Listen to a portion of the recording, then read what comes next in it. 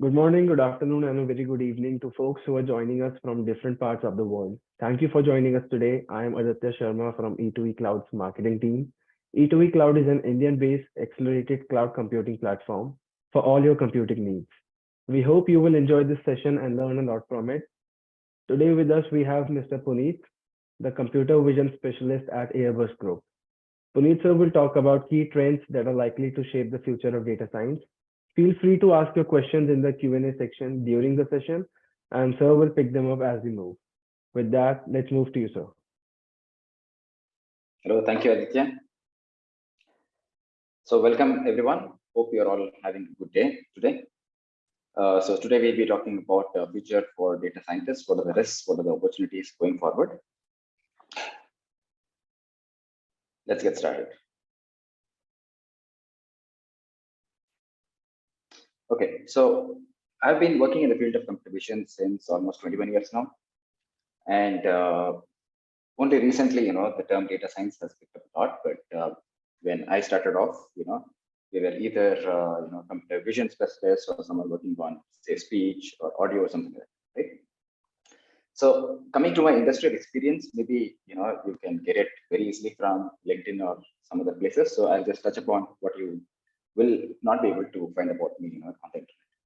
So when I started off with this field of computer vision, I didn't start off with, say, AI or any of such algorithms straight away. Okay. So what did I tried to understand a lot of these things around what is an image, what is a light, how it's being processed, and what's a camera, how does your eye really work, how does your brain really work, and things like that, right? So I used to go and visit all of these different institutes or organizations to understand each of these factors. Like, there is an institute called Raman Research Institute in Bangalore, which specializes in physics. So I used to go there, try to find out, what is this light all about, right? How does it behave and things like that. I used to go to Indian Institute of Science to understand the different algorithms that exist for the current day in order to process these images. I used to go and visit NIMHANS to understand about the human brain, how the visual cortex works, things like that. And I used to go and meet a lot of ophthalmologists to understand the anatomy of the eye and what are the different, parts that contribute to vision. I also had, used to dismantle the camera, try to find out what are the different parts of the camera, what contribution each of these parts make, how does the lens work, and because human vision is not just a single eye, because we have pair of eyes which actually create a 3D world around us. Okay? So it helps us with the two eyes that we have, helps us to visualize the world in 3D, and that's also some interesting concept that I wanted to explore.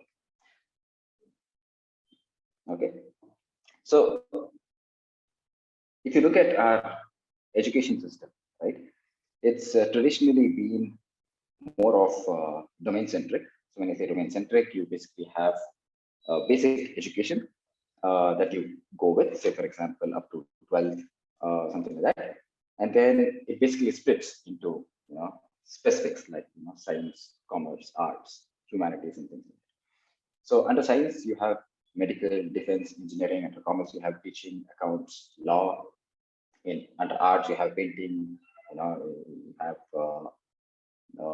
dance, you have music, and under humanities, you have linguistics, philosophy, archaeology, and things like that, right? Just a few being mentioned here.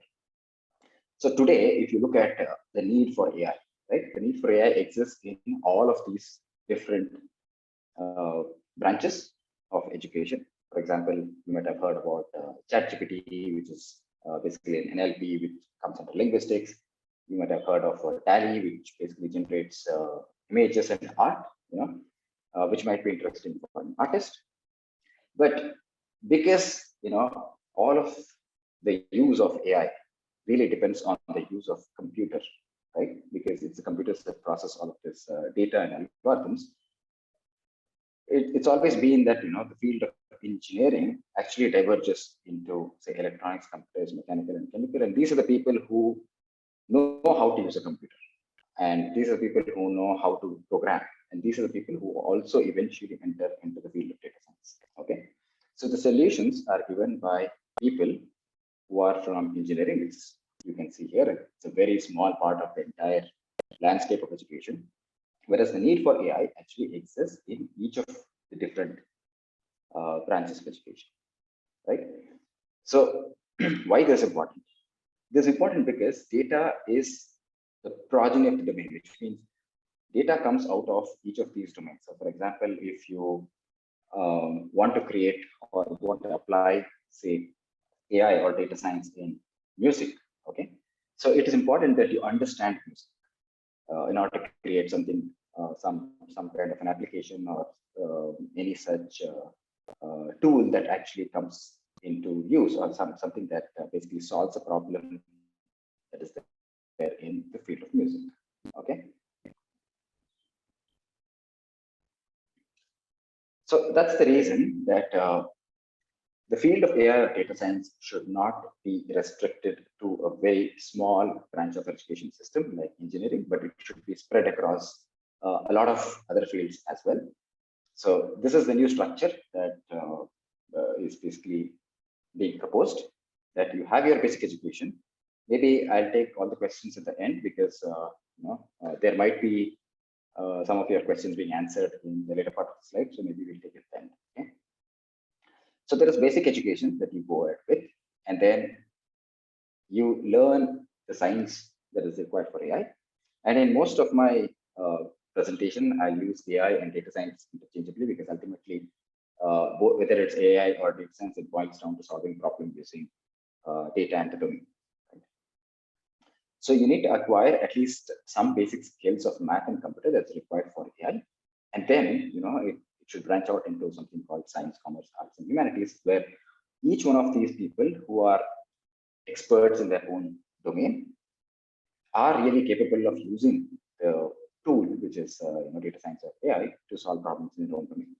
Okay, so for example, a doctor who has done medical, who has really learned the science for AI, will be able to apply AI or data science in his own medical field than a data scientist created out of engineering who's trying to apply it in the field of medical.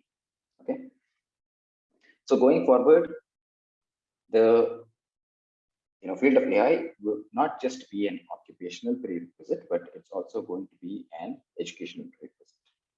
Okay.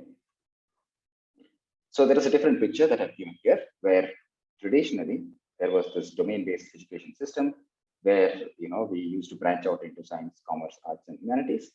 But in an AI-centric education system going forward, we will have some new age extensions, something like knowledge of computers and understanding of algorithms as part of our core education system itself. So the future of literacy earlier was not just about reading and writing, but going forward, it's also going to encompass the knowledge of computers. And when I say AI, it includes all these algorithms, basically how to use them, okay, to solve your day-to-day problems. Because if traditionally, if you look at even literacy, right, several years back, maybe a lot of different professions did not think that reading and writing or basically literacy was of any use to them. Okay, and only spoken language was the most important. For example, if he was say a shepherd, a cobbler, or something like that by profession, maybe he didn't have to learn reading and writing. Just spoken language was sufficient. So, but today, if you look at be it any branch that you want to go into in education, literacy is the core whatever you need to learn. So, going forward, even the skill of computers and understanding algorithms would be a core part of your education.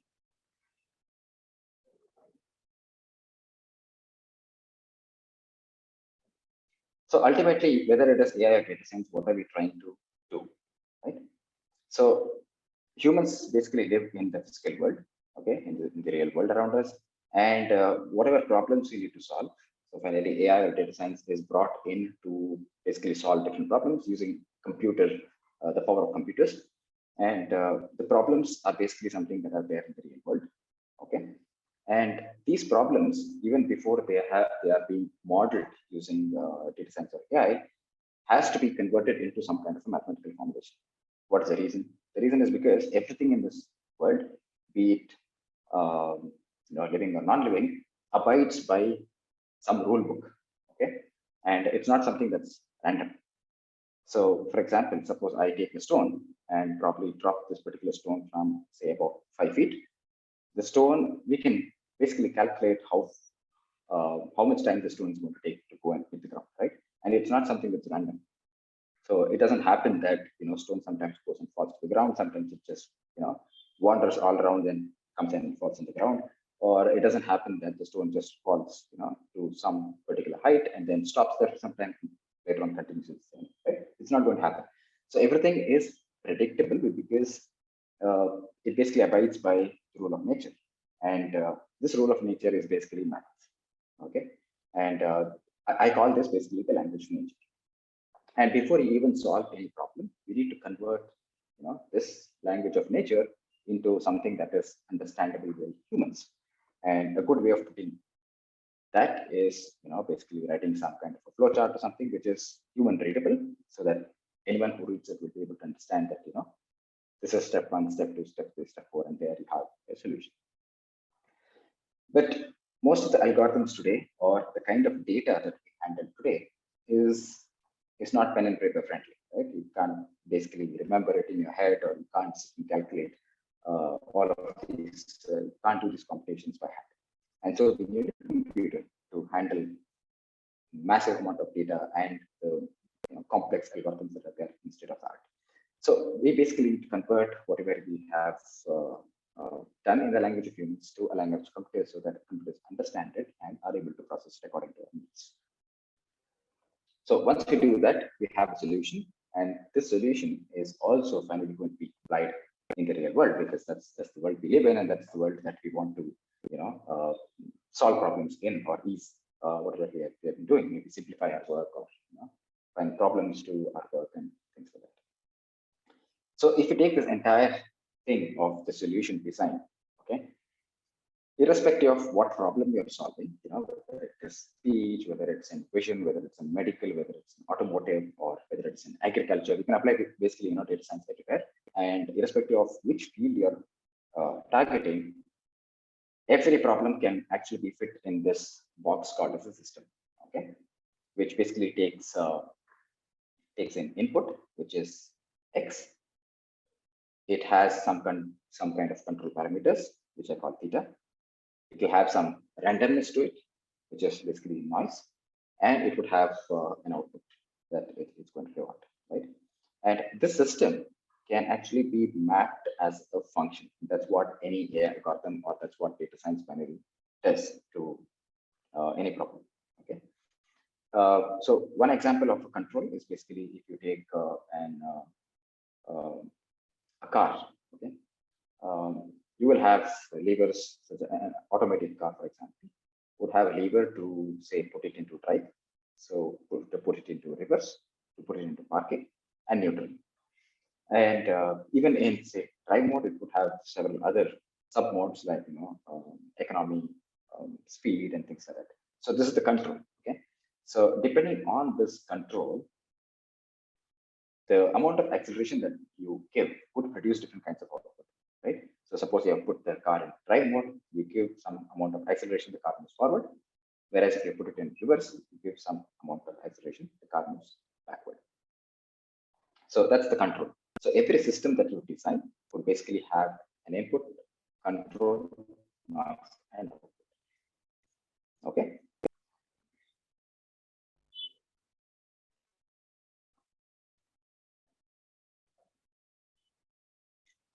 So when it comes to data, again, when it comes to data science, for example, there are two words, right? There is data and there is science. So let's try to understand each of these terms. So what is meant by data? Data also has different kinds of, say, formats or representations when it comes to different kinds of groups. Okay. So for example, data for a human is something that you can sense, right? Say you're seeing something, you're hearing something, you're speaking something. So it's something that your sense organs are involved in, and it's something that you can actually feel. Okay. So when someone plays a kind of music, they could be categorized as say romantic, sad songs, or happy songs, or party songs. So because it has some kind of a feeling associated with the human, right? So I call this human-centric data, okay? And there's also an intermediate format, which is basically the different formats used to, say, compress and store it in computer. Like, for example, for videos, you have MP4, MOV, AVI. For images, you have, say, JPEG, PNG. Whereas for, say, audio, you have MP3 format, right? So this is a representation that we use to actually compress whatever data that's being captured in the digital format in a computer. And ultimately, there is something that is stored in the computer at its core, and that I call as the computer centric. And I call this as free spirited data because ultimately, when data is stored in a computer, it is at its core in binary, right? It's just a representation of ones and zeros. So it doesn't really, I mean, if you just open any file, be it, say, a video file, a audio file, or any other kind of a file in, say, hex editor or a binary, in a binary file format, all that you would find is ones and zeros, right? So just by looking at this file, you will not be able to make out what kind of file it is. But when it comes to human representation, it's very clear, right? That's because you can feel it. The computers don't feel data, whereas humans do. Okay? And that's the reason we basically say that it's important. If I just go back to my previous slide, why it's important for any domain-specific person like an artist or a painter or any other person to be skilled in, say, data science is because he knows the data very well, okay, and not someone who is not related to the data, okay. So, for example, a musician knows what kind of frequencies to mix in order to generate a particular kind of music, but a data scientist who has not actually lived this particular domain or field would not really have this connect with the data. And the second part is the science. So science is all about understanding data, which is the interpretation of the data, what are its different components at the core. And the second part is about the math and algorithms that are used to basically process this particular data and also formulate how this data has to go into a transformation, for example, from input to output. Okay, so what kind of formulation or what kind of transformation that we want to build in order to solve this particular problem. So that's about math and algorithms. Next comes the knowledge of computers, which is basically software engineering. And this is one of the key components that's required in data science because ultimately, like I mentioned earlier, anything that you do is not pen and paper friendly, and you would need computers to process it, right? So in data science, you basically need to have all of these skills. You need to be able to understand the data. You need to be able to associate yourself with data, and that comes with your association with the domain. And then you need to understand a lot of math and algorithms because you need to formulate your solutions. And ultimately, you need to have skill in computers because you have to ultimately your solutions basically run on computer. Right? So you need to make a computer process whatever is required to solve a particular problem. So again, at the bottom, you can see some kind of comparison that I've given. Say, for example, the data is a music data. When I represent the computer, it's again, you can see that it's pure binary format. Whereas what this data associates with in a human is basically the ears, right? Basically, you want to hear this music and feel good about it. And what is a domain? Domain is an artist, right? It may be a singer or it may be a music composer who is basically generating this particular data so that it feels good for a human.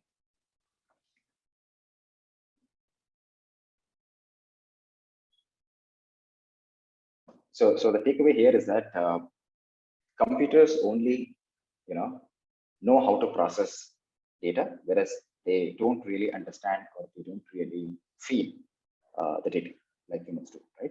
So ultimately, the understanding of the data will lie in the humans, okay? And computers only are meant to, obey whatever rules or whatever formulation that we build and just compute it at a fast pace.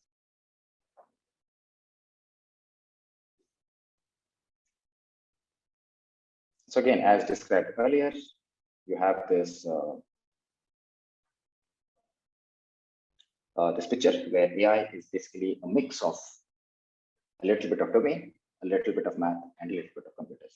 Okay, so why it sits at the center is because a lot of people, feel that we would need a lot of mathematics, right, in depth, or you need to be a super programmer or something like this. But that's not really the case. You will need only a bit of everything for you to be an expert in AI, because if you go too much into, say, math, you would enter into a pure research field. If you go too much into the field of computer science, then you're basically a software engineer or a computer scientist. Whereas for AI, you need to know just the right amount of each of these things. Okay. And if you look at the search in the internet for what's the difference between deep learning, say machine learning, and artificial intelligence, you would basically get some picture like this one. Okay, where you have AI, and then you have machine learning inside, and then deep learning inside. But how I would want to put it is inside something called as a domain. Okay, the reason is, whether it's AI or anything else, right, is basically a tool, and the tool is basically used to solve certain problems, and problems lie in the domain. Okay, like for example, if we take a case of a mechanic, right, and a set of tools. Say these set of tools have been given to a dog, a normal human, and a mechanic. Right? So who would find the best use of these tools? Okay. So if you give it to a dog, absolutely no use. If you give it to a normal human, maybe he would use it for very, very simple tasks like tightening the screw or removing the bolt or something like that. But a normal human would really not have the skill of repairing the vehicle or something, because that's something that you acquire through your domain, through your experience, right? Whereas AI or data science is basically a tool. Okay, and just by knowing the tool, it would not be possible for you to address any problem or solve any problem. Okay, it is important for you to understand at least some domain so that you can go ahead and apply AI or data science in. Okay, so any tool, be it a physical tool, a hand tool, or a data science, for example, is best used in the hands of a domain expert, similar to how these tools are being used by a mechanic in the right way.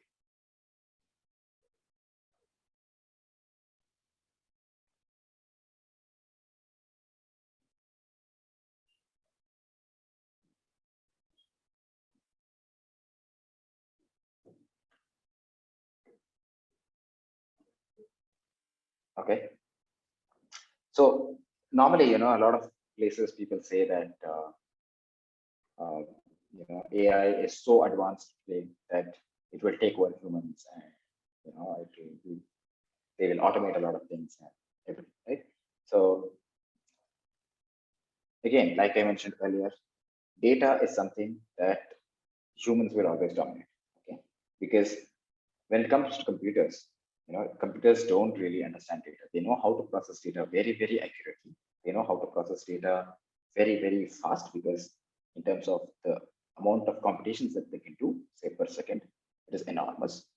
And they also know how to store data, right? They can store several GBs of data, and they can store data permanently, because once you store one of your images in your hard disk or some other place, it's going to stay there for eternity unless you forcefully break it or something. And in fact, you would have all noticed in a smartphone, Google Photos and these kind of applications keep reminding you, a lot of these moments of your life, which is probably 10 years back, 20 years back, or whatever. Okay? And you would be surprised, how fast time flies, right? So data once stored in a computer is almost permanent, and computers have the ability to process data at a very, very fast pace, and they can also apply a lot of complex algorithms and do very, very precise calculations.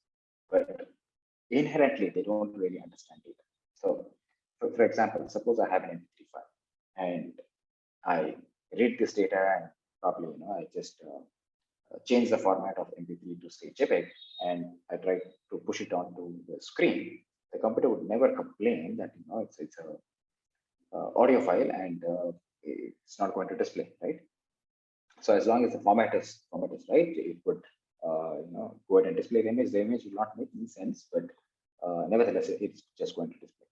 And suppose you take the image file, convert it to MP3, and try to push it to a speaker to play it. It's just going to play it without any complaint. Just that you would just hear some kind of a noise that just play as goose or something, but it's never going to complain. So basically, computers don't really understand data, and it is left to the human on how the data is to be interpreted, okay, and basically processed. Also, there's one more important pipeline that you see circulating in the internet, that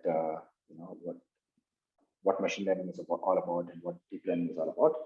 And the pipeline that you see is something like you take an input data, you do feature extraction, and then you basically do training on this, and there comes the model out, okay, for machine learning.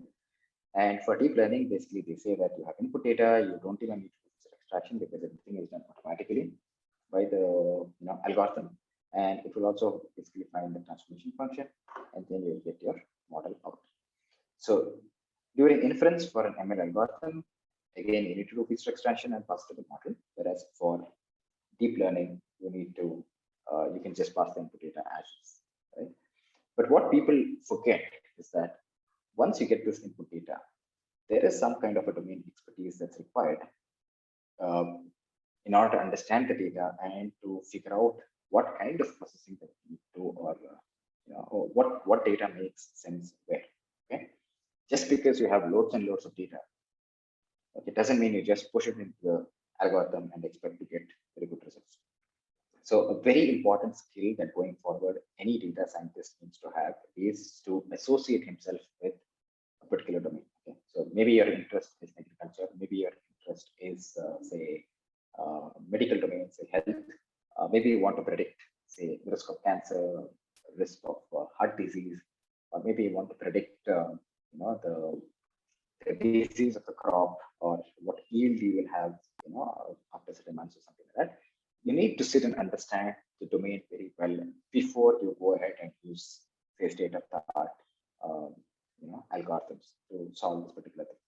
And that's exactly the reason why it's called as data science, because data forms a very, very important role in any of your solutions. And if a data scientist does not really understand the data and tries to use any of the algorithms as a black box to just take it and then push it into the algorithm to learn, then any state of algorithm is garbage in, garbage out. Okay, so you don't understand the data, you give wrong data to it, it's going to train, because the modern deep learning algorithms are so sophisticated and so much capable that irrespective of what data you push into it, it has the capability to learn. Learn that data. Okay, it has the capability to memorize all of the data, and so you push garbage, it just learns it and gives you garbage out. And this is one of the important blocks that I put for any kind of machine learning or deep learning pipeline, that you can't just push the input data to feature extraction, or you can't just push the input data to the deep learning algorithm. There is something in between, which is a domain expertise, where you will make sense of the data. Okay, so I can give you one more example where it's going to play an important role, where the domain expertise plays an important role. Say, for example, you are trying to solve a problem in the medical domain, and you want to predict the risk of, say, heart failure, or you want to categorize people at different levels of heart risk at, say, 5 years, 10 years, or something like that. And you search for some data set, and basically you will get you might get a data set which has parameters like blood pressure, the patient's heart rate, the cholesterol level, and some other parameters. Okay, maybe you get some 4 or 5 parameters. And what you basically do is these 5 parameters will have an associated heart risk with it, and you will take this particular data, try to apply data science onto it. You will build say some kind of machine learning or deep learning model, and it's going to work perfectly on your both training as well as validation data set. But when you go and apply it to a real person, it can fail miserably. The reason is that what 5 parameters that you took, thinking that these are the 5 parameters that are really responsible for predicting the heart failure or something like that, may not be the exact 5 parameters that are responsible for it, right? Because the human body or the heart does not behave according to your algorithm, right? Just because you have built a model taking these 5 parameters, it's not necessary that the heart tries to follow this particular rule that I should maybe my health should depend on these 5 parameters. Like I mentioned in my very first slides, whether it's living or not living, every thing in nature abides by its own rule book. Okay, so the human body also has its own rule book, and it's important for a data scientist to find what is this rule that's governing a particular problem. Okay, so for example, in this case, suppose it's predicting the heart failure, then what is it that's really going on with it? So if, for example, out of these 5 parameters, there were only 4 parameters that were really responsible, and the 5th parameter was, say, junk. Okay, maybe it didn't contribute at all. Then your model would try to extract some kind of information from it and model something very different to what you expected. Or maybe there were 7 different parameters that were responsible for the heart failure, but you only had 5, and so the rest 2 are missing, and so your model is not going to really work in the real scenario. So irrespective of what problem that you're trying to solve, along with the skill that you acquire through, say, understanding of algorithms, whether it's machine learning, deep learning, trying to know what different kinds of frameworks to use, say TensorFlow, PyTorch, or any of these things. It is also important to study in depth the data that you're trying to deal with. Okay? You can't just treat data as a black box and just assume that whatever data you have is the right data to model your problem.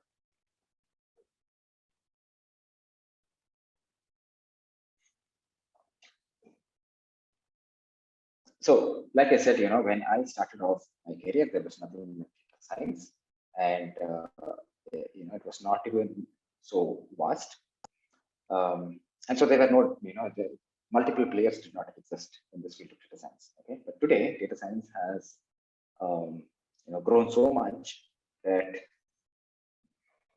even though it's just one job of solving a problem, okay, there are different roles associated with data science. It's similar to, if you look at, say, probably 50 years or more than that back, when we talked about doctors, there was probably only one doctor, right, for the entire human body. But slowly, as we started to discover a lot of things about human body, and it became more and more complex, now we have specialists for each and everything, right? Probably, even organs will start to have different kinds of specialists going forward. But yeah, as and when things become more and more complex, we'll also have so many different new roles being created to handle this complexity. So similarly, the world went through a phase of digital transformation about, say, 20 years from the last 20 years. And most of the things that were basically done in pen and paper slowly got transformed into the digital form. Okay, and when that happened, we were still not applying AI or data science into all of this data that we were trying to capture. Even though we were collecting a lot of digital data, we were really not doing any data science on top of it. But as and when the memory started becoming cheap, we started having GPUs to process this kind of data, the AI or data science field started picking up. And today, if you see, the entire digital landscape is being filled by AI. Okay, and irrespective of which field it is, okay, whether it's in law enforcement, whether it's in politics, whether it's in art, whether it's in agriculture, medical, autonomous driving, okay, manufacturing, irrespective of which field it is, there is a there is presence of AI, in this. So broadly, if you look at it, a data scientist can basically have three different roles, or he can fall into three different groups. So one group is the user group. Okay. So when I say user group, it is anyone who is basically in this digital world, or anyone who is a user of a smart device. So if you are using a smartphone, that's also you're also a user. Next comes the solver, which I call as S here.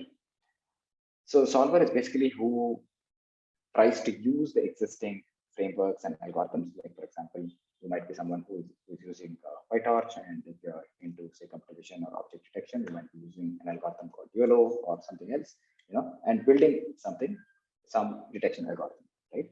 So you're a solver basically because you are using the existing frameworks and technology and building a solution out of it.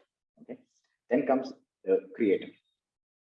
So a creator is someone who is actually contributing to the state of art, someone who is coming up with new architectures in deep learning, like the new YOLO or something, and who is basically creating all of these frameworks, like TensorFlow, PyTorch, and things like that. So if you're interested in this field, you can be anywhere in these three. Obviously, user is a very, very broad population, and even the user has a very big role to play in data science, because he's the one who is generating loads and loads of data, so that the next stage, which is basically the solvers and creators, can make use of it to build more sophisticated and more advanced algorithms. So there is an interdependency of each of these groups with respect to the other. Okay, and without any one of these, the other one basically cannot survive.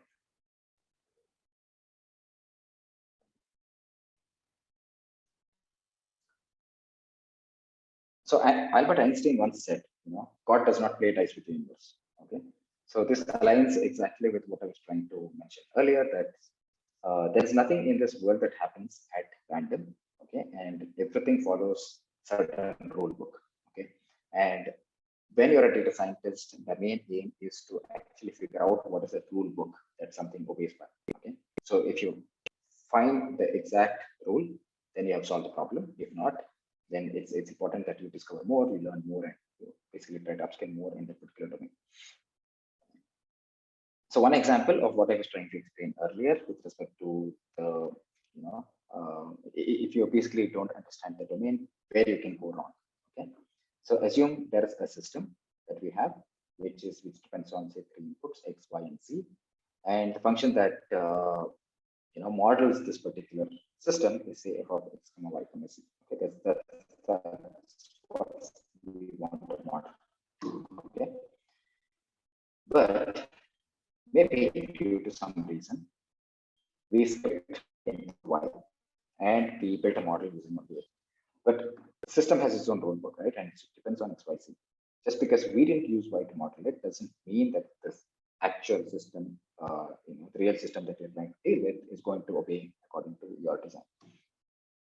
So for a data scientist, it's really important to design it right, to understand the problem or the domain that he's trying to solve in depth, and not just blame it on the algorithm that you did everything, you tried to use the most sophisticated, most state-of-the-art algorithm, but you're still not getting the right results, right? It's also important to understand the domain, because you need to know what is the input range over which you need to operate.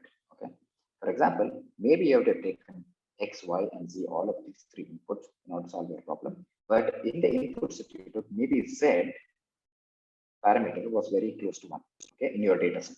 So what happens is, instead of the actual system was X into Y by Z that you had to model, but because Z was close to 1, the state of that algorithms, because they rely purely on data to train, they never figured out that it could be X into Y by Z because it was close to 1, and they modeled it as X into Y into Z.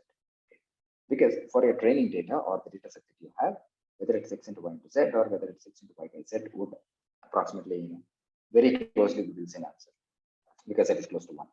So you would be modeling it totally incorrectly if you don't understand the domain or your input data very well. Okay,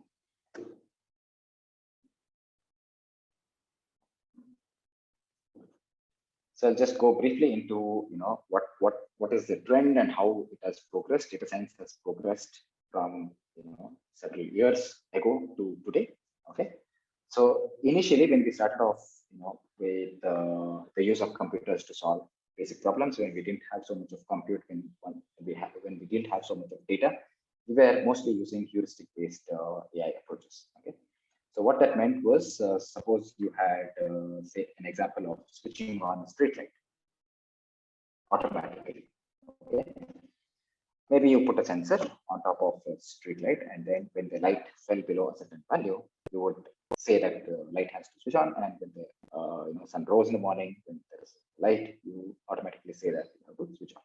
This is also a very simple AI system, but because there is no learning in it, we call it as a heuristic based AI. Okay. So initially, when we didn't have powerful computers, we didn't have enough data, we were using mostly heuristic based AI methods. Okay. So it was very, very explainable, because you were measuring the data, and then you were saying that mostly when it goes past 7 or whatever time it becomes dark in any of the regions of the world, you basically need the light to switch on. So there was reasoning and there was explainability built into the heuristic based system. But as we moved, today in deep learning, whether it's the input data, whether it's the function that we need to map, or whether it is the weights that we learn, which is basically the model, everything is decided by an algorithm, okay, automatically once you give the data. So it has moved from more explainability to less explainability, and it has moved from everything, like the green is the human, everything which is the input, the transformation function, and the weight, which is basically the function f of w comma x, being handled by the human, to everything being handled by a computer today. Okay, but as I've been stressing all through this webinar, data is the input that sits in the blue space, which is basically the domain, and the domain belongs to human, right? Because machines don't understand data.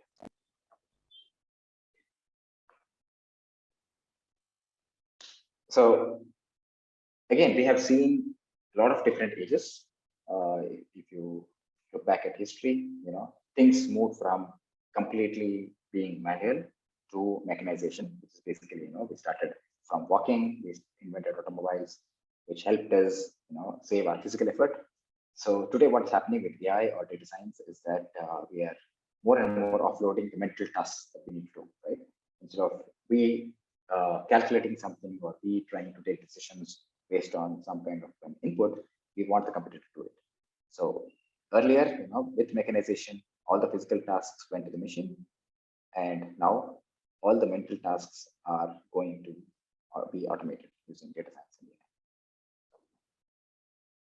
So we are moving from, if you take stage by stage, we are moving from totally human driven, which was probably several years back, to in the age of industrialization, we moved to a machine driven world. And now going forward, we'll be moving towards an AI driven world. So I've always been stressing all this while that there are two important things. One is the data science, and one is the domain that you need to understand. So in a general pipeline that we consider, most of the times you will have a domain expert who is sitting. Okay, suppose you want to solve an agricultural problem or a medical problem, you always go and talk to, say, a medical professional or a farmer or someone, not understand the problem. And then you have a data scientist who basically develops algorithms to solve this particular problem, and he basically makes use of a lot of frameworks like PyTorch or anything, which is built by a software engineer. Okay, but going forward, it's important that a data scientist understands the domain well, because it's not someone who solves the problem is the one who needs to really understand it. So there cannot be two players. There cannot be a domain expert, there cannot be a data scientist separate in this pipeline. Okay, so either a data scientist has to understand the domain, or a domain expert upskills himself with data science. Either way, not sure who wins going forward, whether it is data scientists who will go into depth into the domain that they want to solve and solve the problem, or it will be a domain expert who will start upskilling himself with data science and I call this the clash of potentials.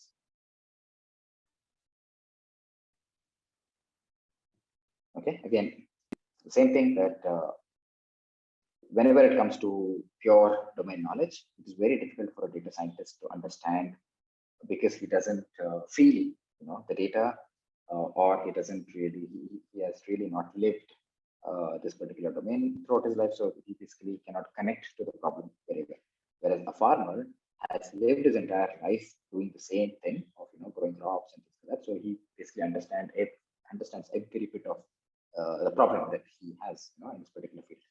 So whether a data scientist understands the domain or a domain expert like a farmer or a medical professional, upskills himself into data science, only time will tell.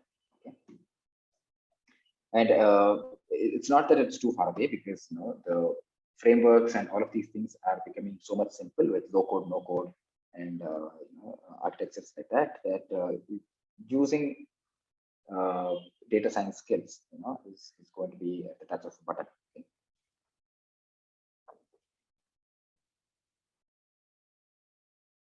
So I think we are time up. Maybe we can take some questions. Any questions? Maybe you can put it in the chat.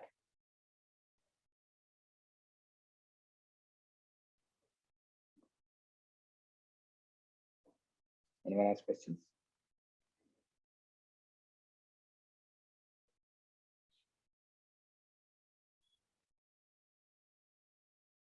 Any point you are not clear about?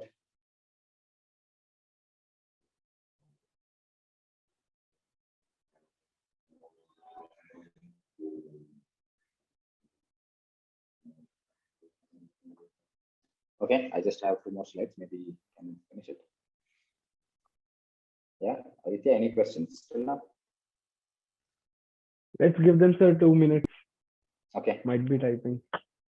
Please feel free to ask your questions in the Q&A section, or you may Yeah, because also use this the is chat something box. that this is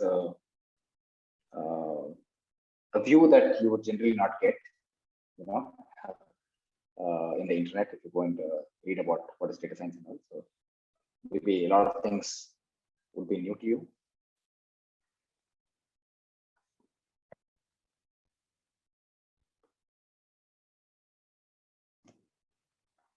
And because we associate domain and data science together, going forward, I believe that a data scientist should have title something like this.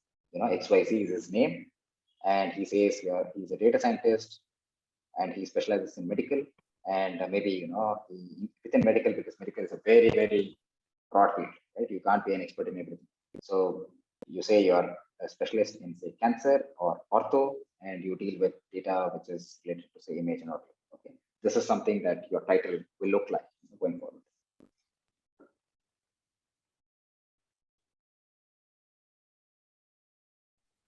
So, wow. One of the audience member wants to know in which sector data scientists have the most bright future. Okay. Problems are there in every field, okay, and no field is so mature that we can assume everything is being solved. Okay.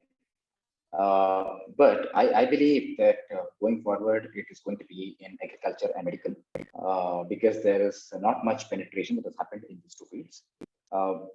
And when you look at it, you should again look at it from a lens of a domain, like whether you want to get into, say, medical or agriculture, and don't look at it from something like NLP or it's time series or something. Okay, because suppose you are an expert in time series, what kind of sensor data are you going to deal with? If you are, say, an expert in, say, image, you know what an image is, but obviously every image is different, right? Image of, say, a brain scan is different, image of lung scan is different.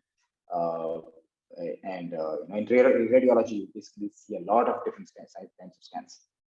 So whether you go into, say, time series, image processing, or whether you go into NLP and things like that, it's very important to stick to a particular domain as a data scientist and solve problems in that particular domain. And I believe agriculture and medical are going to be big things.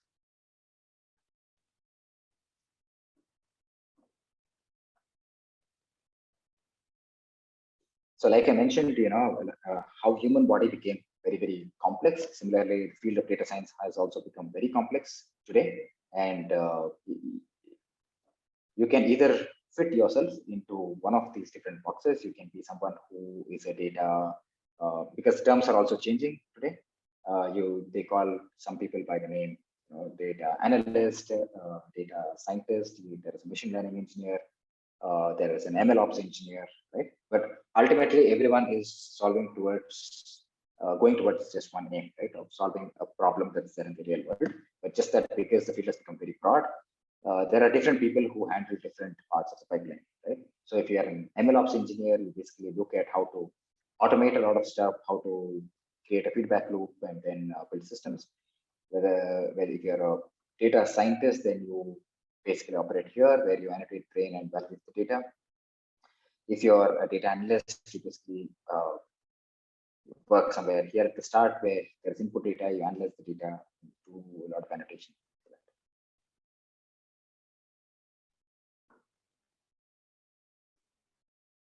I think there are no more questions, sir. Okay. Oh, thank you, sir. It was a very insightful session. And thanks to everyone for attending this session. Thank you for your time and sharing your thoughts and knowledge, sir. I hope everyone had an excellent time and is leaving with valuable insights. I would just like to let you know at the end that NVIDIA A100 Cloud GPU is available on E2E Cloud, and you can contact us for your free trial. Thank you, sir. Yeah, thanks you. Thank you a lot. See you, everyone.